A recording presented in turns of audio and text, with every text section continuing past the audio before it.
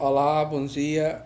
Hoje vamos falar sobre óptica e a gente vai ver que a óptica é a área da física que estuda a luz e as manifestações associadas a ela. Então, tudo que envolve o processo luminoso, o processo de luz, na física está envolvido com a capacidade da óptica. Entendendo um pouquinho sobre esses conceitos, a gente vai ver que existe fontes luminosas, que são corpos que emitem luz, como o sol, chama da vela ou lâmpada acesa. E essas fontes luminosas, eles vão emitir raios de luzes, que geralmente se propagam em linha reta e são emitidos em todas as direções. Qual a função dessas fontes luminosas e desses raios de luz para o olhar humano? Esses raios de luzes, ao atingir um objeto que está sendo iluminado, faz com que esses raios sejam refletidos ao nosso olhar e faz com que nós conseguimos formar a imagem do objeto iluminado. Então, é fundamental a luminosidade para a formação da imagem do objeto que está sendo iluminado.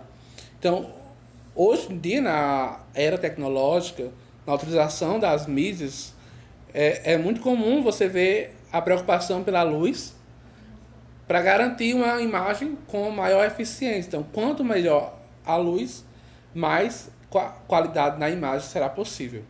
Então, é por isso que deve-se pensar bem enquanto está se fotografando, quando está se filmando, o processo luminoso no ambiente, porque aqueles raios de luzes vão fazer com que a imagem seja formada de uma qualidade melhor e mais eficiente.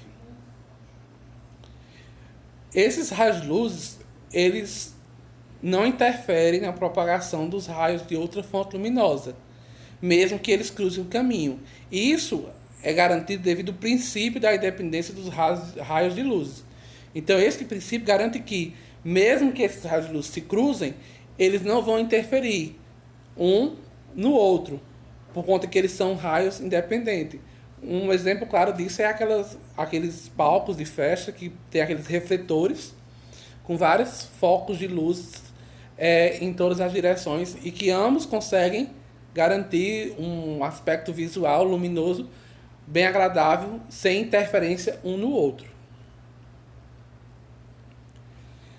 Entendendo um pouquinho sobre luz, vamos falar sobre a luz branca. E quem fala bem sobre isso é o cara lá, o Isaac Newton, que ele foi responsável por caracterizar alguns fenômenos da luz branca.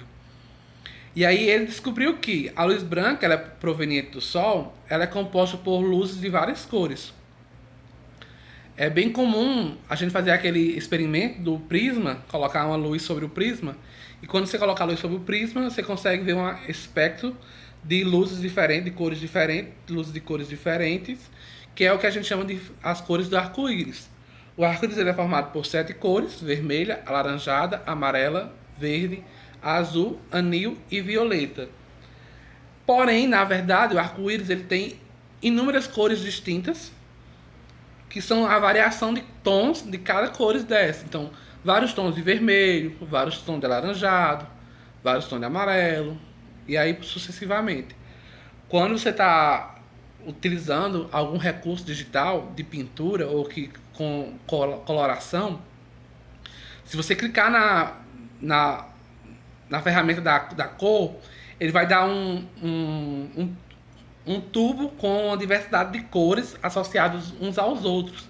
Então ali são as variações de cores que na propagação do arco-íris através da luz branca, nosso olhar não consegue distinguir, mas existe aparelhos capacitados para distinguir essas variações de cores através da formação da luz branca.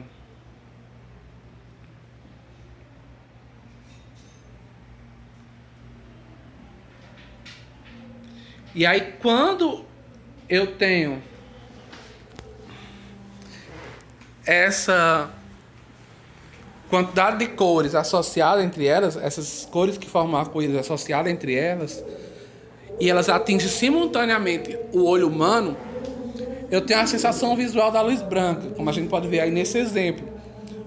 É o que fez Isaac Newton no disco de Newton. Ele pegou um disco, dividiu em as cores do arco-íris, E ao girar ele a uma velocidade um pouco mais rápida, você tem a sensação visual da cor branca, por conta que essas cores elas formam uma frequência que, ao ser refletida no seu olho, eles têm a sensação de formar a luz branca.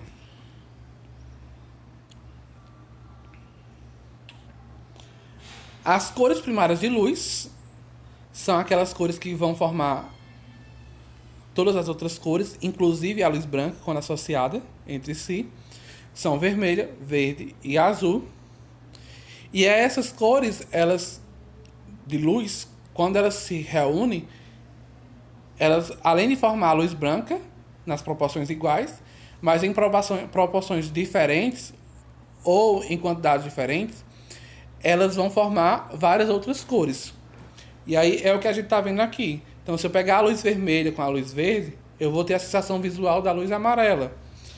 Ou se eu pegar a luz verde e a luz azul, a sensação visual da luz ciano, que é um azulzinho um pouquinho mais claro.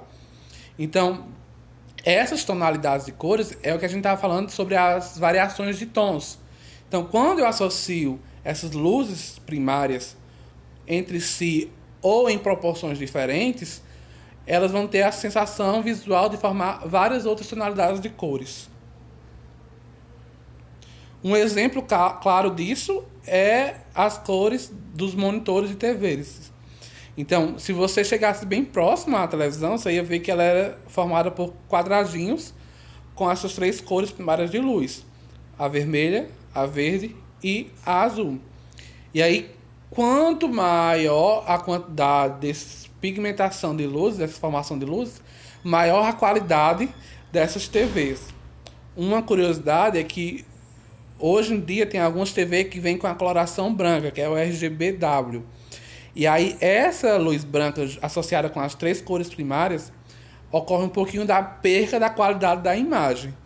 Mas isso é um processo que o sistema vem adotando para tentar baratear essas tecnologias de qualidade de imagem, apesar de não manter a grande qualidade de imagem, mas barateia um pouco o preço.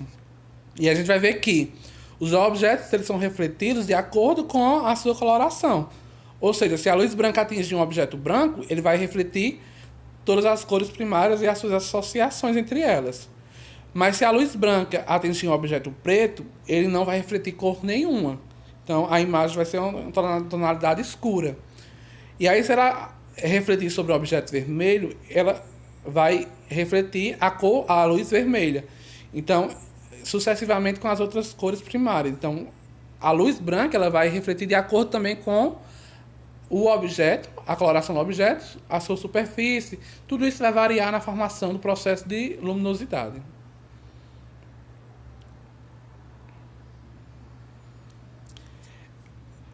Como é que isso acontece ao olho humano? O nosso olho humano ele possui células especializadas para captar essa luz e enviar estímulos ao cérebro e compor as imagens. Duas delas são os bastonetes e os cones. Os bastonetes eles vão distinguir a claridade e são sensíveis a essa quantidade de luz, captando qualquer quantidade de luz existente.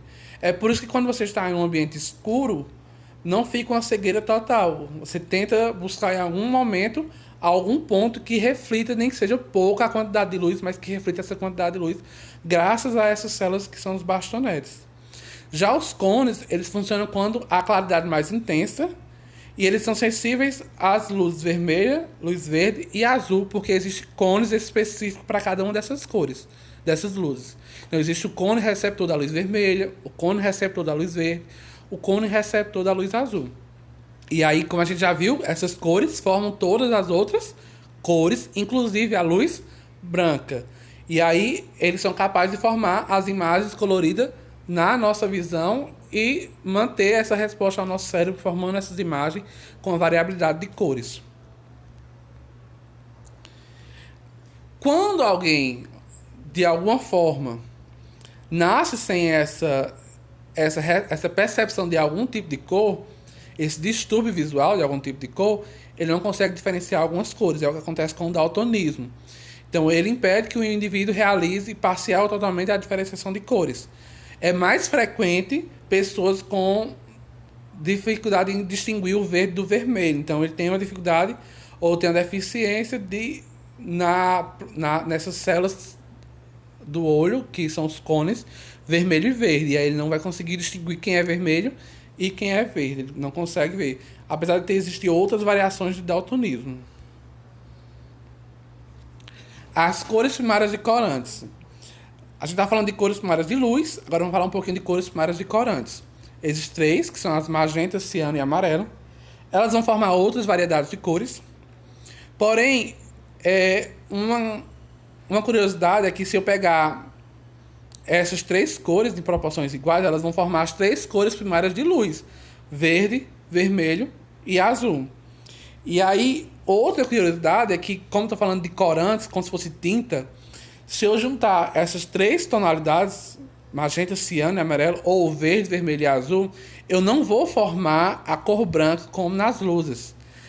Se eu juntar essas três colorações, eu vou formar uma outra cor que não é a cor branca como as luzes. Porém, esses corantes misturados entre si, eles vão formar uma infinidade de cores, associado principalmente à sua composição química, mas também com a questão física de espectro de frequência de ondas de luminosidade, ou seja, como a luz vai ser refletida.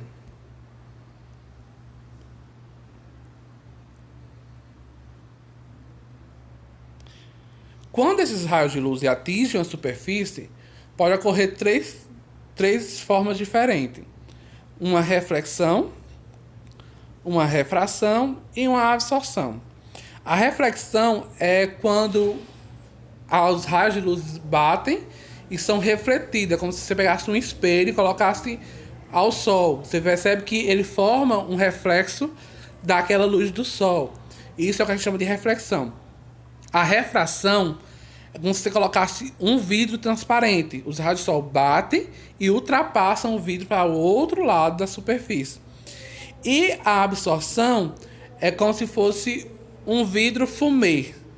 Os raios solares batem e eles não ultrapassam, eles ficam lá presos ou absorvidos quando o fumê é uma tonalidade bem escura. Então você não consegue refletir aquela imagem e nem consegue ultrapassar a imagem para o outro lado. Ele é absorvido. Na reflexão existem dois tipos, regular e difusa. E isso tem a ver com a superfície. Quando a superfície é plana, reta, os raios batem e são refletidos em uma direção ou uma proporção semelhante, proporcional. Eles têm um destino comum. Porém, quando a superfície é ondulada ou irregular, esses raios batem, eles vão para qualquer direção, eles não sofrem uma direção regular. Na refração, geralmente quando os raios ultrapassam esse meio, eles sofrem uma distorção na sua direção. Eles não conseguem continuar retos na mesma direção, eles sofrem uma distorção. A formação de sombras. A gente consegue ver que quando um objeto é iluminado, existe uma região em que os raios de luz eles são barrados, alguns são refletidos, outros são desviados, e aí existe uma região por trás desse objeto que vai formar uma forma semelhante ao objeto, é o que a gente chama de sombra. E aí existe uma diferença entre sombra e penumbra.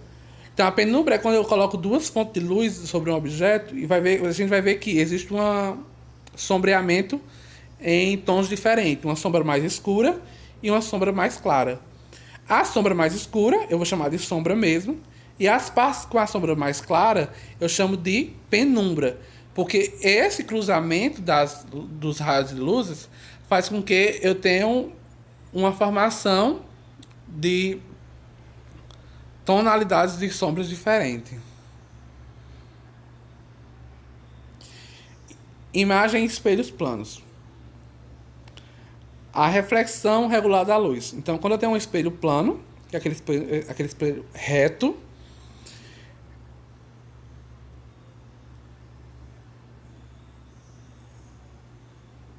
eu vou gerar uma fonte de luz naquele espelho aqueles raios de luz vão ser refletidos e essa reflexão do raio de luz vão formar a imagem.